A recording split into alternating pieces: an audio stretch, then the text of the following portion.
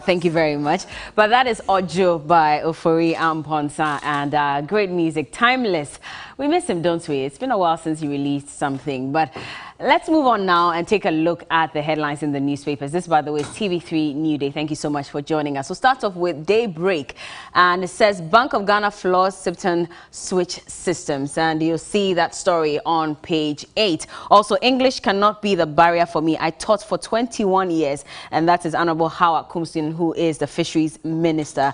I mean, you remember the whole buhaha with her vetting and, you know, how social media was awash with comments on how she was unable to express herself the way people expected. And, you know, people were expecting that for that reason and for the very little knowledge that she displayed during her vetting about the fisheries ministry, she would not go through as the minister. Well, here she is today and she says that regardless, I've been a teacher for 21 years. English is not going to stop me. Cars for Okada riders stands, but it will not be for free. This was after Franklin Kujo of Imani Africa asked that question, that promise about replacing, you know, the Okada for those commercial riders with cars by governments, which was one of the promises that they made during the 2020 elections. What is the update on that? And Razako Poku has taken on Franklin and says that it still stands, but it will not be for free. Let's move on to the Chronicle, and it says Ajen Kotoku onion sellers grateful to government, but that will be on page, I believe, 1 or so, or 2.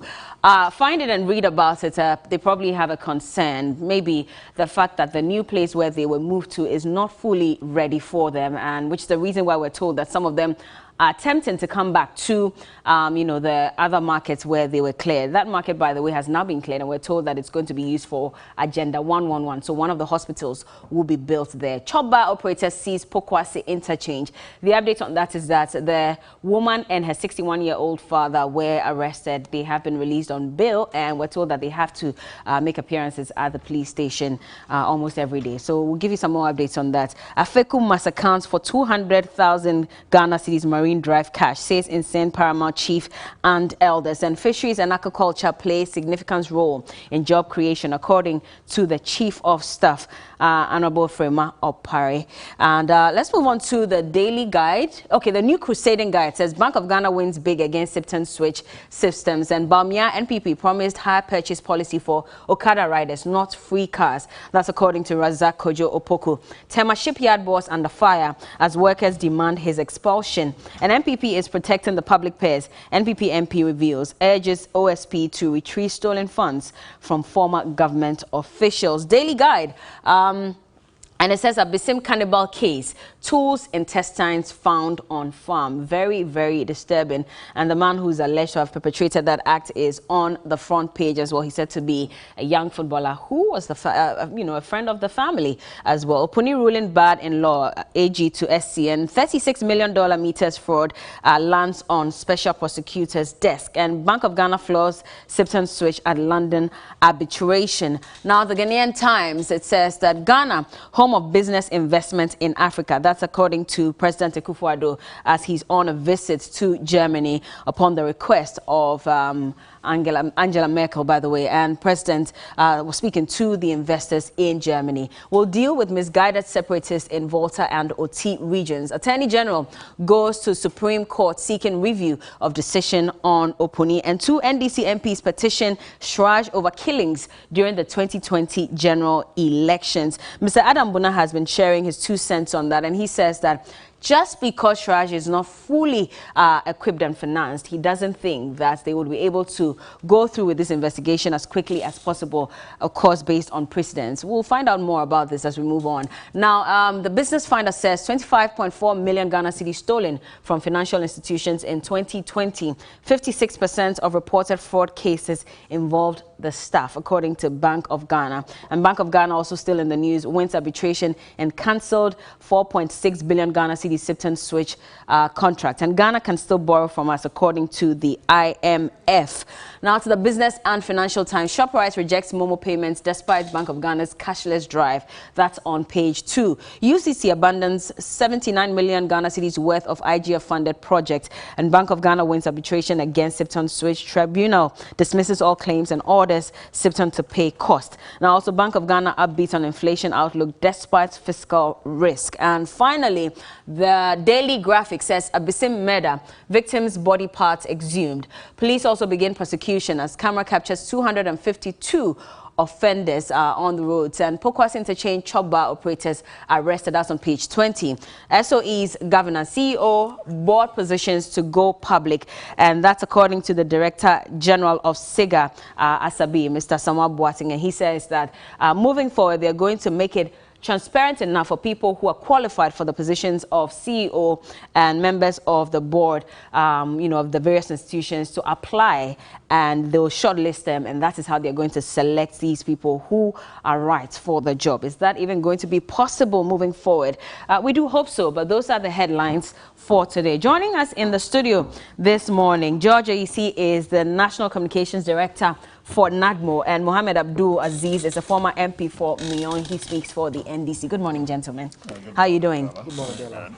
Very, very dark days. I mean, this week, especially looking at what happened in Abisim and, the follow-up of that story as well. I don't know how you feel about this. I'll start off with you, Mohammed. It's a very sad development. The crime is relatively alien to the Ghanaian society. Murders in such a fashion, and there seem to be an emerging market for human body parts, and that is worrying. Some few years back, one would not have imagined that Ghana would be recording such crimes. We can only urge government to deal with that through the law and the law enforcement agencies. You can't just imagine that a young man would have human bodies in his fridge, in his room, and it is worrying. Now we are being told that they have found some offal of the murdered victims on a farmland, Cocoa farm, cocoa farm land. That is regrettable. We must be worried. If you even look at the story in Kasua recently, where the 16 and the 18-year-old boys killed the 12-year-old boy. Yeah. In the course of the proceedings in court, these two boys also mentioned that earlier on they had killed a pregnant woman. I mean, you just can't imagine what is happening to the young people in this country. But several causes have been linked to what we are witnessing today, and the issue of ritual killings, the phenomenon of trying to get rich overnight, people want to get rich overnight, and so they are resorting to these spiritual ways of making money, and they are being asked to bring body parts. And so even the fetish priests who are engaged in this must also be our target. We must also be interested in the content of media houses, because you see, Bella, for very prominent, well-established media houses like your network and some other few networks, at least we can vouch for your content. But trust me, I'm sure in Ghana we have over 100 television stations, and right after 9 p.m., if you see the kind of things they churn out, the content that they show, you see these people who claim to be money doublers. Some of them will call themselves as malams. I'm a Muslim, and the meaning of a malam is a teacher. What they are doing is un-Islamic. Sometimes they even send you some WhatsApp invites, claiming to have some spiritual powers to get to rich overnight. And so we must be interested in developing a broadcasting law in Ghana that would regulate the content of media houses. You just can't show anything. You see, because of the fact that the media houses are virtually scrambling for revenue to be able to survive, these relatively unknown TV stations will do anything just to make their money, just to pay their bills. And so they allow their airtime to be used for such programs. And I think that the Minister of Information must be working towards a broadcasting law that will be able to deal with the content of media houses. That is important. As a country, we must also be able to create jobs for our young people. You see, when we live in a country where youth unemployment is on the increase, they say the devil finds work for idle hands. And so we must be working towards finding sustainable jobs, jobs that would give decent incomes to our young people. That is important. And the last but not the least has to do with enforcement of our laws. With CID and what they do, the homicide department of the CID, Bella, once a crime is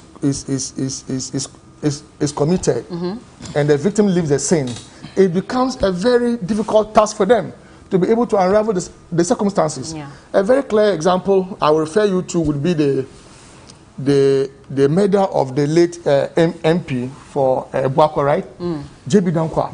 You just can't imagine a prominent Ghanaian killed in his bedroom. A young boy was arrested. He has admitted to the crime. He has mentioned names for well over 5 to 6 years. We are still dealing with this matter, a matter that sometimes I am unable to wrap my head over some of these things. Someone has owned up. In fact, there's no doubt about the fact that that young man calls a sexy Don, right, has admitted to the crime. He has mentioned names, people who engage him, and still that matter, we can't dispose of that matter.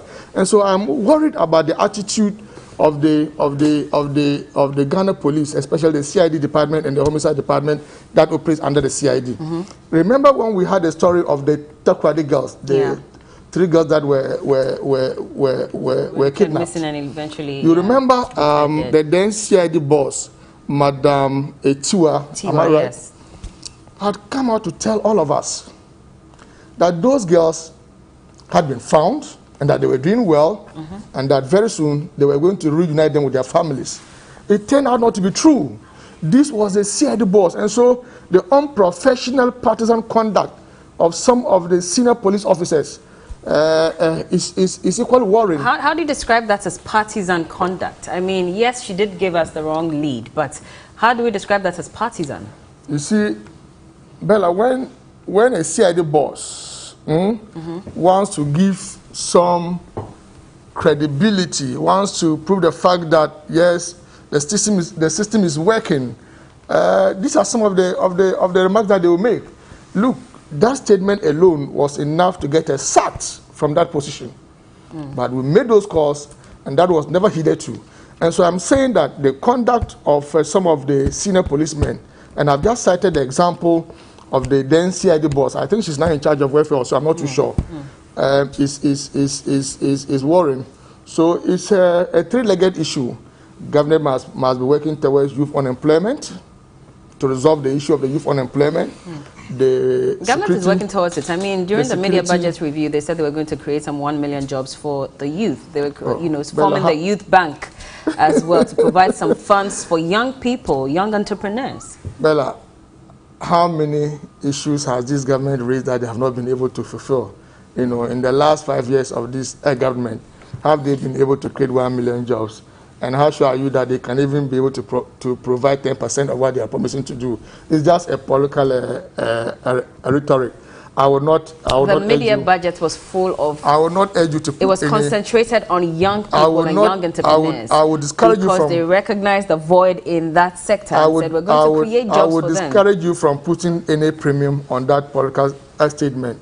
We as a party, recently President Mahama on his thank you tour has indicated that the NDC is willing to sit with a government on a table to discuss the issue of youth unemployment, because we think that it is a threat to our national security. It is important that we approach that matter in a non-partisan manner. You see, to have President Mahama, the leader of the NDC, willing to sit with government to deal with an issue that we think that is worrying, should tell you the character of President Mahama and the NDC. Remember when we did the century, an invitation was extended to our colleagues when we were in government. An invitation was extended to our colleagues on the other side to come join us. And they turned it down. This time we're even proposing that. And so we recognize the need to create sustainable jobs. We're not talking about temporary jobs such as NABCO, youth employment, that I would describe as an extended national service. We are talking of long-lasting jobs that would attract decent income for decent lives. Where decent income is how much? Oh, that is relative, but we and I know that If national service personnel are paid 550 Ghana cedis, for instance, and you recruit someone after school under NAPCO, and you pay the person somewhere in the neighborhood of 600, 700 Ghana cedis, knowing the very cost of living in Ghana today, and the person will be on the job for some 2-3 years. Obviously, that is not a decent income. That is not a long-lasting job. And so we must be moving towards, and look, we think that the sustainable way to create jobs in this country is to empower the private sector, is to create the enabling environment, is to provide infrastructure that the private sector can take advantage of to create those jobs. You know, government cannot be the largest employer. It must be the private sector. And that is why we prioritize a lot of infrastructure, because even in the course of the construction, hands are engaged. Okay. Masons, carpenters, and what have you. And then right after the phase of the construction, people are recruited to work in those institutions. And so we are willing to support government in that direction, but to deal with some of these crimes that we just talked about, either they are ritual killings, they are contract killings. Even before you go there, because I remember that there was a point when the NPP had said that they had created some 2 million jobs, and that was from the youth organizer. Then the NDC youth organizer also came out and said that we had also created some 1 million jobs. There was a debate about how many jobs had been created and whether they were sustainable or not. What kind of sustainable jobs were created under the NDC? The 1 million moving jobs. Forward, if you want to, you know, work in collaboration with the ruling party, what kind of sustainable jobs are you looking at? The 1 million jobs that we talked about was contained in our 2020 manifesto, and we gave a blueprint. There was a roadmap. I mean, if you read our manifesto, we gave a detailed account of how we're going to create that 1 million No, jobs. even before that, the NDC had said that even though the NPP is saying that they had created 2 million jobs, they had created 1 million jobs before. And you are just asking me how sustainable those jobs should be. I've just told you that. No, look, I'm asking first of all, how sustainable were those jobs that were created in the past as against working with government to create sustainable jobs now? Well, that's where the difference comes, because what I remember about the 1 million jobs was what was contained in our manifesto. We are talking of 1 million jobs that had been created. I'm unable to speak to that because what I'm aware is the 1 million jobs that we had promised to create in our 2020 manifesto. When we were in government, Bella, for every year, we did about 4 to 5% capital expenditure. The investment that we did in respect of infrastructure, capital expenditure to broaden the economy was about 4 to 5%. I have just told you that even in the course of the construction itself, Ghanaian hands are involved, because you will need masons to do the construction, you will need plumbers, you will need carpenters, and what have you. And all the hospitals that we established, that we constructed, they obviously recruited nurses and doctors, procurement officers, and stuff like that. That's how you create sustainable jobs within the public sector. And I was also saying that make the conditions for the private sector to thrive. When you do that, at least people would have some work to do. But I've just given you an example, and both parties relatively have been some way, somehow guilty, but not at the same level. NAPCO, youth employment, these are not sustainable jobs. You know, these are some knee-jerk reactions, very temporal reactions. And we must move beyond that. If we want to deal with all these crimes, either you are talking of cybercrime, you are talking about ritual murders, contract killings, armed robbery, or what have you, Bella, we must be interested in putting the energies of the young people to use. That is important, and that we must do. And so these recent killings that we have, I have said that, look, some of them relates to armed robbery. And when it's armed robbery, what they do is that when they go and attack the victim, they would only kill the victim if he resists for them to rob. If you allow them to pick what they want, in most instances, the person is spared. They just take, because the intention is to rob. Now, we also have a resemblance of what you call contract killings. The case of the senior officer at Gapoha, Professor Bennett is another one. These are clear examples of contract killings where the person is targeted. But what we have witnessed in recent past is clearly ritual killings. Okay. That we must deal with. Okay. That one we must deal with it with our television content and radio content. We must, the police CID must be strengthened. You touched on that. All right. All right, let me bring George in, but that was Mohammed Abdul Aziz. He's a former MP for Mion, and he speaks for the NDC. George, now data from the Statistics Research and Monitoring Unit of the Criminal Investigation Department of the Ghana Police Service indicates that some 306 murder cases have been reported to the police from January 1 to June 30 this year. Now, out of that, it says only one case has been closed out of these 306 cases. And it's unending. Even yesterday, we're told that another, person was found to have been killed, even after this Abyssinian case that we're yet to resolve. And so then it begs the question, is the police service really up to task? Because if out of 306, only one case has been closed, where are we heading? Yeah, thank you, Bella. Good morning to you. Good morning to Honorable. Good morning to our viewers. Because these days we have the presence of social media, any small thing, it's goes viral. Yeah. Okay, I've been a bars boy, and I've seen that these things have been with us for some time. You'll be at the barracks and they'll bring somebody with a decapitated head, and beaten that he's killed that person and all that. We've been seeing those things when we're growing up. And so these days is because of the presence of social media. When it happens there, it's taken and then put on social media and then it goes viral. So people then get to know it and go.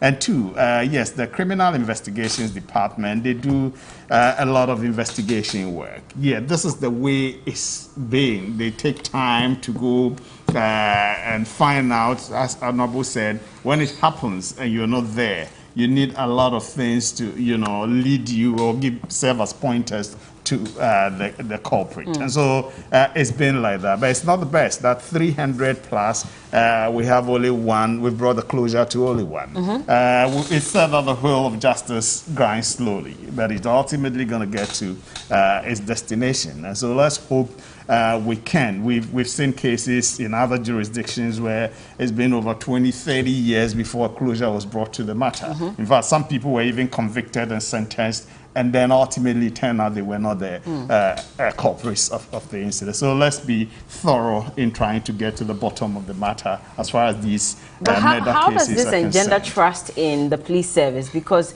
these people are saying we're scared.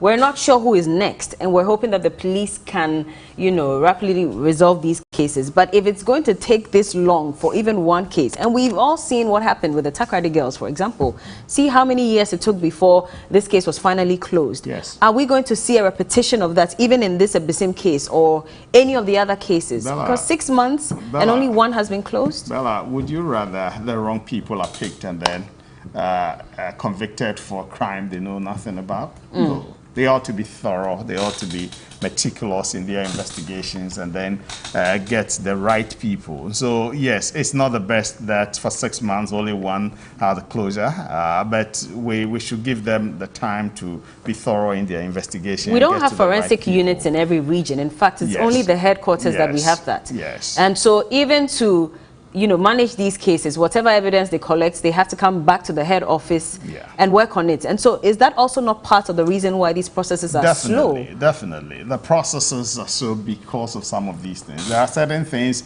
you refer to, superior authority to go through. There are certain cases you cannot try them in some of the smaller courts, maybe magistrate courts or circuit courts and other. You need to take it to high courts and all that. So they are all part, and high courts are not in all the districts across the country. I think mostly in the regional capitals and then some few districts or so. So it's all part of the process. But in as much as we are making the effort to get fast-track courts and others to bring adjudication to a rapid conclusion, let's continue to encourage the CID to do their work and do it thoroughly so that we get the right culprits for offenses that have been committed. The Takoradi girls case has not been closed officially because the suspects are still in court, even though the police had come out to confirm that the DNA results indicated that they were actually those girls. Yeah. And so why are these suspects still in court? Why is this process still going on if we have enough evidence to prosecute them?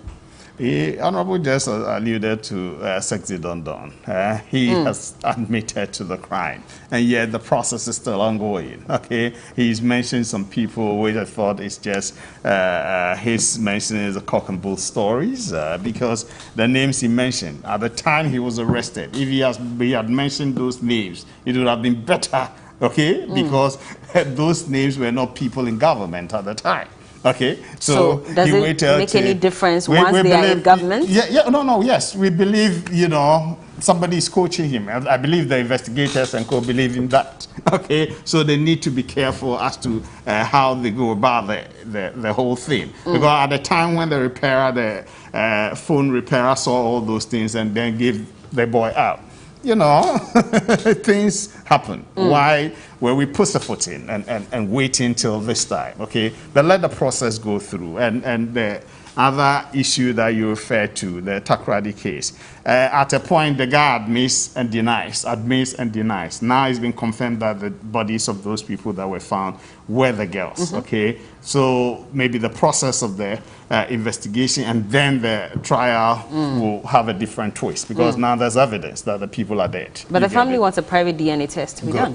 Good. So with all those things, you need to respect the family. You get it? Yeah, they ought to be. Is that convinced. what is delaying all of this? It's going to be part. It's definitely going to be part of the reasons why there are delays in the trial process. Because if you go to the judge, before a judge, once they've demanded that, you must get that and put it before the judge. If the family member is satisfied that indeed this DNA test is thorough and they are convinced, then of course there will be the affairs will be allayed and they will be amenable to the process. Okay, so let's do that for them, and we should bring a closure to that as well. How are we managing these families? Because yesterday or about 2 days ago, the family of Kaka spoke, the late Kaka, and they are saying that even the wife of the late Kaka is not receiving any support from government. In fact, they're relying on the benevolence of the community members who have just 1 CD, 2 CDs, and that's what they are able to support her with. So she's not really receiving anything.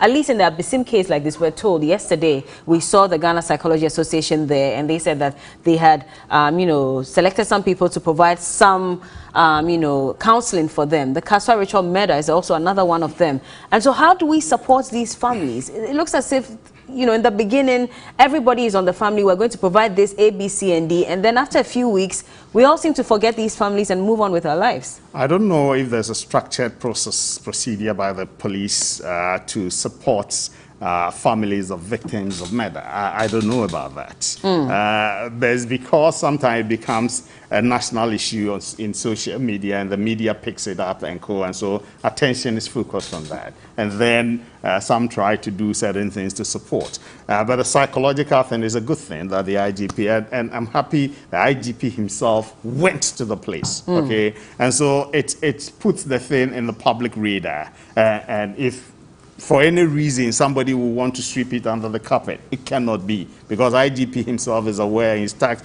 the PRO to put certain things out, and the whole media in the country and outside are following these matters. You get it? And so we need to see how, and all the other cases, the police, is working on it. We pray that they will be able to bring them to finality. And these are the same issue. I've heard there are other things. They are bringing other twists to it. You remember Idi Amin's film? That's where we saw human heads in fridge, okay, in the freezer and go. So, but it's happening in real life now. With us. And the intestines were taken out and buried somewhere else. I hear that's gruesome. The janitors are also not there. I don't know how authentic that is. But if it's also the case, then it's pointing to issue of ritual murder, and it goes against or flies in the face of the fact that I understand whether a chief or saying the guy has got some mental challenges, okay? If the janitors are taken away and you say he's got mental challenges, then it's a problem. Okay, and so let's allow the police to and give them all the support to be able to get to the bottom of this matter, and then let's make progress. It's unfortunate to have people, and one of the parents of the murdered guy said the guy is a friend, a very close family friend, trusted, and the guy was even helping them to look for the boys. You get it? So it's worrying. When the human pass in his fridge. let's all be careful, and I understand research is even showed most of the people who abuse young children are closer to the families. You get it?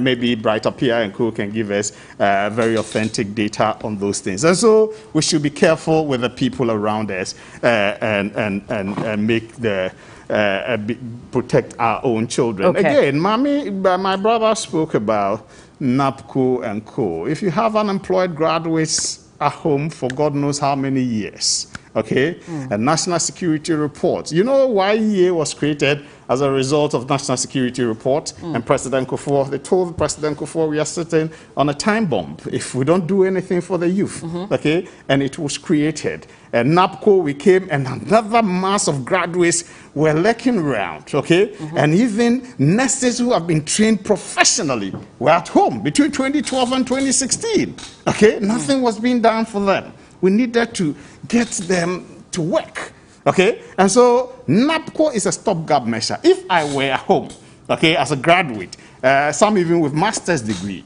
and if I want to travel from maybe Kaneshi to Adenta, I need to go see my father for transport and co. Do you know what parents say?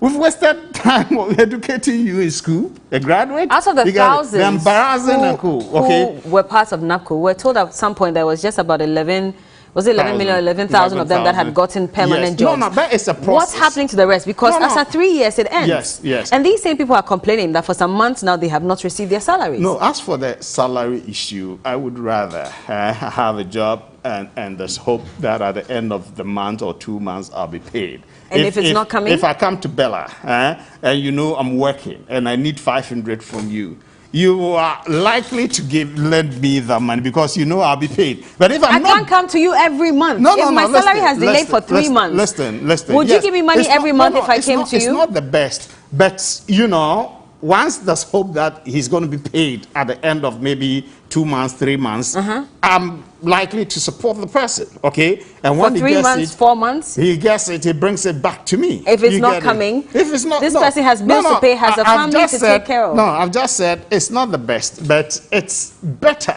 than zero, that you don't even have any hope at all. What if I don't have anyone to ask again, to support me? Yeah, it's difficult. And there are people like that. Yeah, we should. The best thing is to try as much as possible to have consistent payment for these young ones. Okay, it's challenging. I did my national service in a remote area. Okay, I went to teach in a remote area.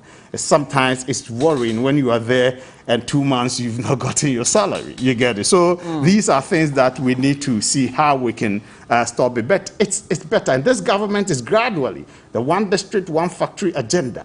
The vehicle assembling plants, as we speak, according to the Trade Minister, the Honorable John Allen Chematin, we have about 104 one district, one factories in operation, employing over 150,000 people. And one aspect that he tagged on, which is exciting, is saying about 58 of such companies and co were conscious, deliberate effort by government to put young people together, team to start such factories, okay, which is part of what was captured in the mid-year budget review, okay, that we are targeting to create jobs for about 1 million people, and a portion of them we're targeting to make them entrepreneurs, state-supported and driven creation of entrepreneurs. Let me ask this question. The way to go. Yesterday, I spoke to Dr. Ishmael Norman, and he was concerned about the kind of jobs that we're creating under one district, one factory, and all the others, because he says that a vehicle assembling plant, how many jobs would that create, as against knowing that every house has a ceiling fan, a standing fan, every house uses a pressing iron. And so why not create factories or set up factories that will train these young people to create some of these things, because then everybody will buy it. But how many people can afford a car? You know, even in a year.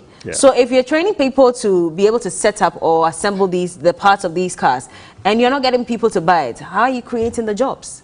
No. Oh, but parts of cars, definitely you get people to begin to buy them. But he's right. It's a process. And it is a private sector driven, government supported. What it is that Balamundi wants what you just described. You have this thing to create that. You want to go into that sector. Government is going to support you to go there. And then we say there's an enclave that we think if you do that, we'll have support for you. And we take tax rebate is given, and then a support.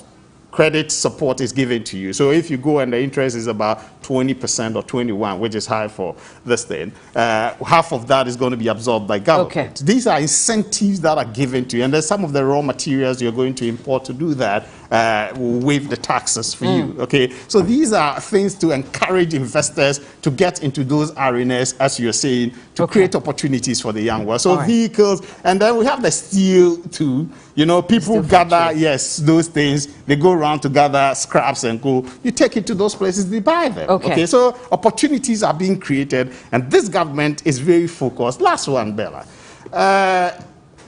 President Mahama is one person I love and admire.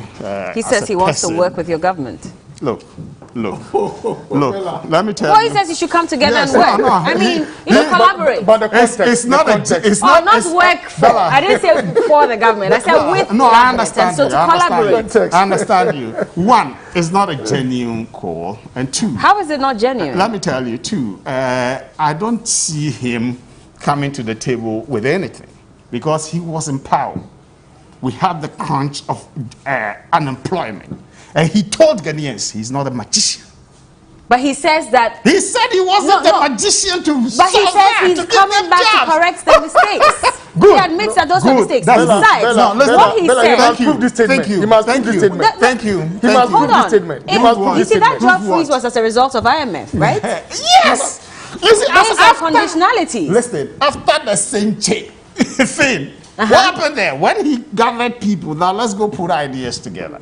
When we put ideas together, what came out was that we lacked policy credibility because we had consumed the meat to the bone. And so we needed to go to the IMF for policy credibility. Less than $1 billion. Okay? Less than $1 billion. I don't know whether I will be talking about accepting. 1 billion. Not today. You get it. So things that we're pushing monies into and willing to push money, something that was done for less than $5 million. They were going to do it for over $1 billion. Okay? So these are how you were spending money. So please, if you're coming to the table... Are you also not misappropriating money?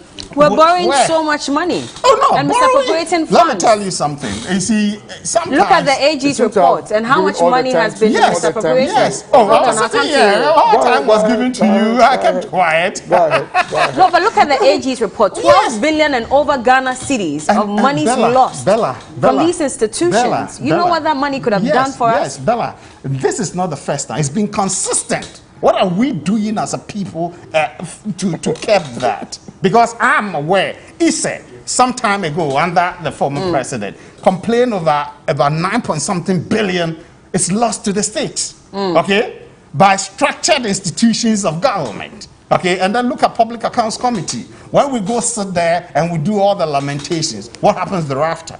Are people made to refund, surcharge and disallowance and all that? Are they brought to bear?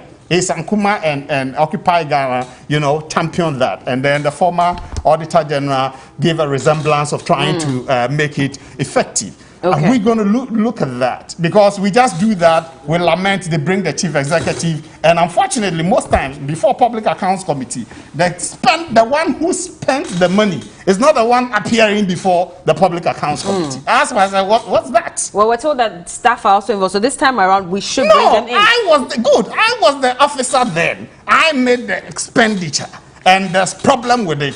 Call me before PAC. And when we finish and I'm not able to justify it, recommend me to the Criminal Investigations Department to take it over. But if you take my successor, he comes there and, I didn't know, what progress are we making? But all these heads were supposed to have explained before the Auditor General conference, even before this report was published as well. And so the queries are sent. And but when all is done and the conclusion given by the Auditor General, okay, is George A.C., who was the officer, the spending officer there, call George A.C. before PAC and let him go and answer.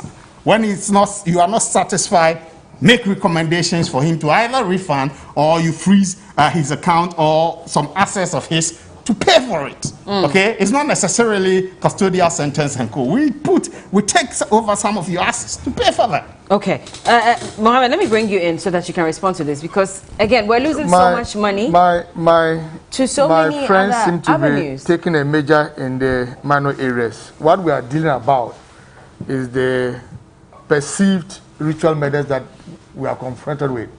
Well, we've graduated now to monies that have been spent. Now, when you talk about the case of Sexy Don, is it Sexy the gentleman who was accused of who's on trial for the murder of the late MP for Ebuakwa, and you claim that he's being coached. The man is in your custody. He's in police custody. He's being tried. Someone has access to him to coach him on what to do. When you are aware that that gentleman has publicly indicted your sitting member of parliament, you are aware. That's why you cannot proceed with that trial. That's why you cannot get to the conclusion of that matter.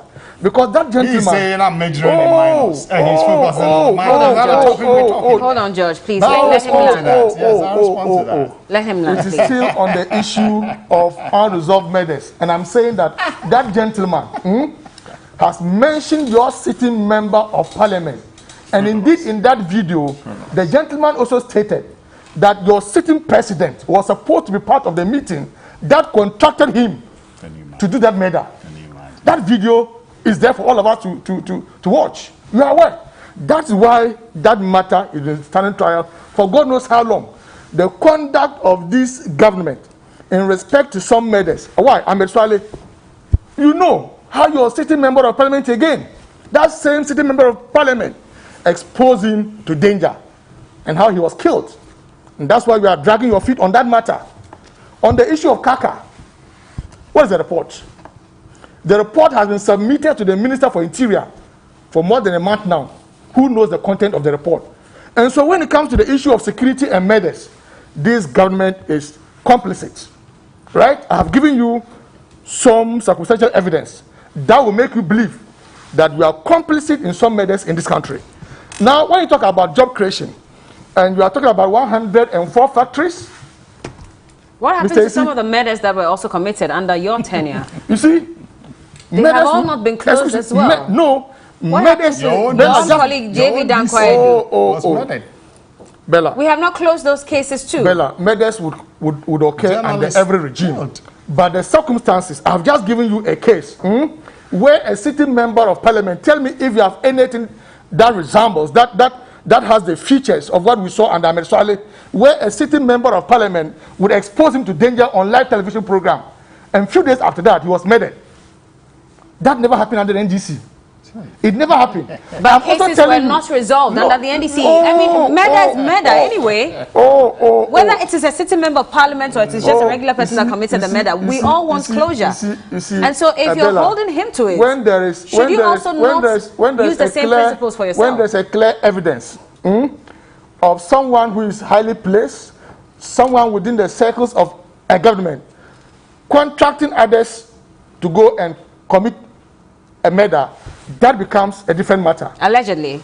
Oh yes, I'm not a court, and I've just told you the issue of the late MP, where the person standing trial has mentioned publicly your sitting member of parliament, and even mentioned President Akufo-Addo then as a candidate. You are aware. That's why some of these issues you can only shy away from them. Now you are talking about 100. Listen. We are talking about 104 factories. Mr. AC, just mention 10 out of that 104. You just don't go, look, Zoom Lion has a facility around the Kolebu mortuary. You go and erect a billboard there and label it under 1D1F. Just mention 10 factories that we have established from scratch to completion under 1D1F. You cannot. Okay. All right. You cannot. What happens to the commenders that factory? Let Cookie read This messages quickly. is a former MP. Hold on. Oh yes. What This is a happens? former. Let Cookie read some messages. Answered in Parliament. Mention Let- 10. This is a former MP. Mention 10. Mention 10. Let Cookie read messages, gentlemen, please. Just mention All 10. right, so let me get to some messages now. The first few messages have got to do with the fufu pounding situation, Okay. and then fix yourself and fix fix the country. I may not be able to read all of them. It's too many messages out there, but let me just take a few. First one says this fufu pounding situation is happening here on the streets of Bolgatanga. Bella, I think this one is It's for for me. you. Yeah, I can Good see morning, my Johnny, name and in there. everyone. In fact, it's clear the way Bella is talking, she does not understand human behavior. Bella needs to understand that human beings, including Bella herself, are naturally born corrupt since the days of Adam. The only checklist that will straighten man's attitude is stringent systems in place. The American, the Chinese, the European, and the like are more corrupt than the African. The only difference is the systems they have. If we don't stop asking people to fix their attitudes but put pressure on the systems to work, Ghana will never develop. Kwame Ifumble sent in that one. Good I morning, still Johnny. stand by mine. You still stand you by have to it, fix yeah? both anyway. Okay. Now, good morning, Johnny. You are right. The fufu joints is a clear indication of systemic failure. The law systems work when we make them do so. Ghanaians abroad are disciplined, and you have to be. Basic problem is greed and culture, religion, and the system allows it. Well, I'll skip to the next message. This one says, good morning, Johnny. You people are talking about littering. When you get to Burma camp or this training schools that you're talking about, the system... there's a system to store the waste or the dustbins, but we don't see these ones in town. The government should provide dustbins at vantage points. Good morning, TV3. Johnny, the truth is the system and the fixing of attitude should go hand in hand. Assuming we all have the same bad attitude, how the system work? I'll skip to the next one. And it says, good morning, TV3. Is our justice system really functioning? It has been 8 months since the killings during the December elections, but no justice has been done yet. And this one says, good morning to you, Bella, and your guests. The unacceptable behavior by these boys must be investigated, and appropriate penalties must be meted out to them. Imams, pastors, and the traditional authorities must also be up and doing.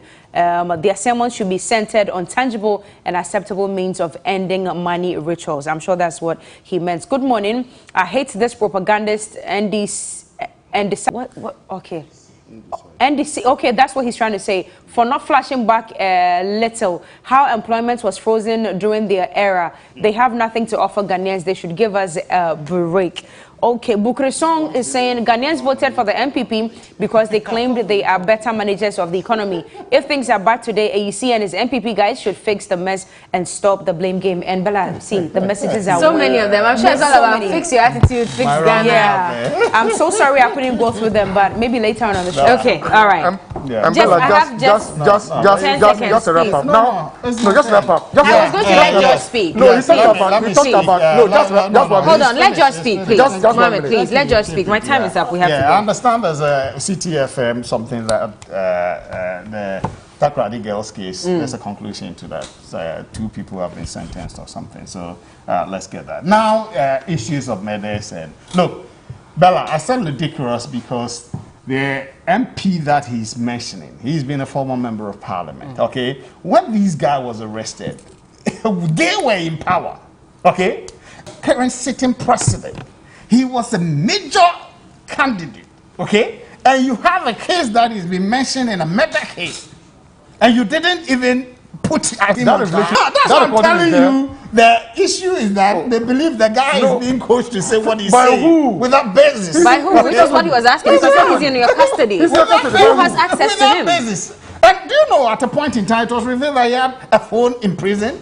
Okay? So these are issues that we need to go into, okay? And leave it. But what he's saying, let's get, the president is there. When you were in power, you could have crippled his ambition of becoming the president. No, that revelation came Because after we this left office. You are aware. You know, said he's Bella is aware. Is it really who is in power or not? I mean, No, we it's still not want that these revelation. murder Let cases me to be tell you resolved something. anyway. Yes, That let me tell revelation you something. came. Today, if there's something and the person implicates a high-ranking member of the opposition, and you've arrested somebody and said this is a part of the person, and you just ignore the I'm matter. telling you, that revelation till came after we left elections. office. We are aware. So when That they revelation arrested came this in guy, 2018. a lot of issues Were came we out. power in The last one, 2018? Ameswale. Yes, I'm sorry. let's tell the circumstances under which the MP made those things. He said the work that was being done by Anas and co, he had a problem with it. Okay? He had a problem with it. And so he felt those who are tarnishing the image and others of the people that they are putting out, he has a challenge, and so he was going to, you know, confront them. Okay? And he felt, yes, and he felt these people, these people, what they are doing to him was a criminal conduct. But they put his picture out. That's endangered him. Listen, Put this picture out. And now he got murdered. And ask that he be beaten. Let me tell you. Give us the full narration. No, wait. Why? Oh, please. Give us the full narration. Please hold on. I was comforting myself. I have very little time. I've actually gone beyond my time. So please allow. Thank you. Yes. So when I have a problem with what you are doing, will you put my picture out there and ask people to beat me? He says when he comes to his premises. No, when but he put his picture out there and told people. No, when I have problem with you, I'll put your picture out.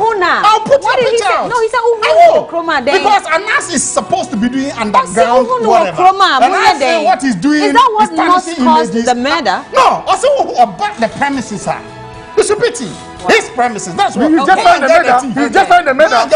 He's just found the murder. It's unfortunate. He's just found the murder. It's unfortunate. We are justifying the murder. We have not resolved that. We are justifying the murder.